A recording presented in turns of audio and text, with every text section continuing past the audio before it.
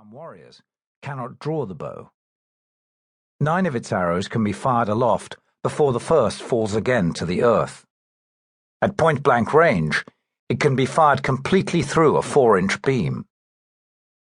At 200 yards, it can pin a man to a wall. At 400 yards, it can kill a huge shambling bosque. Its rate of fire is 19 arrows in a Gorian N, about 80 Earth seconds.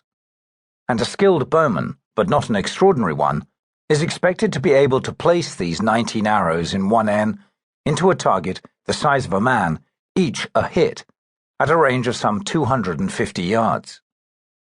Yet, as a weapon, it has serious disadvantages, and on Gore, the crossbow, inferior in accuracy, range, and rate of fire, with its heavy cable and its leaves of steel, tends to be generally favored. The longbow cannot well be used except in a standing, or at least kneeling position, thus making more of a target of the archer. The longbow is difficult to use from the saddle. It is impractical in close quarters, as in defensive warfare or in fighting from room to room. And it cannot be kept set, loaded like a firearm, as can the crossbow. The crossbow is the assassin's weapon par excellence. Further, it might be mentioned that although it takes longer to set the crossbow, a weaker man, with, say, his belt claw or his winding gear, can certainly manage to do so. Accordingly, for every man capable of drawing a warrior's longbow, there will be an indefinite number who can use the crossbow. Lastly, at shorter distances, the crossbow requires much less skill for accuracy than the longbow. I smiled to myself. It is not difficult to see why, popularly, the crossbow should be regarded as a generally more efficient weapon than the longbow, in spite of being inferior to it in the hands of an expert in range, accuracy, and rate of fire. Well used, the longbow is a far more devastating weapon than its rival, the crossbow. But few men had the strength and eye to use it well. I prided myself on my skill with the weapon. I paddled along gently, kneeling on the rushes of my small, narrow craft. "It is the weapon of a peasant," I heard echoing in my mind, and again smiled. The older Tarl, my former master-at-arms, had so spoken to me years before in Koroba, my city, the towers of the morning.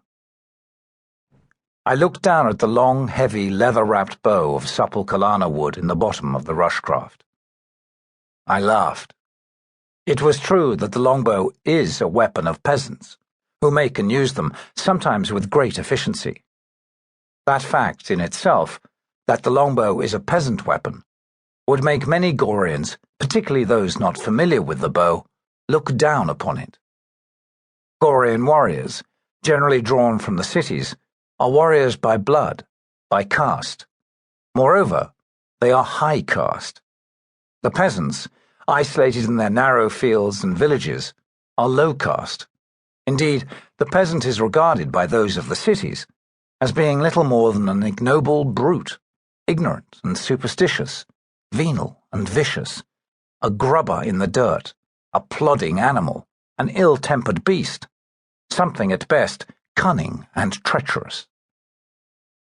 And yet I knew that in each dirt-floored cone of straw that served as the dwelling place of a peasant and his family, there was, by the fire-hole, a homestone. The peasants themselves, though regarded as the lowest caste on all Gore by most Gorians, call themselves proudly the ox on which the homestone rests. And I think their saying is true.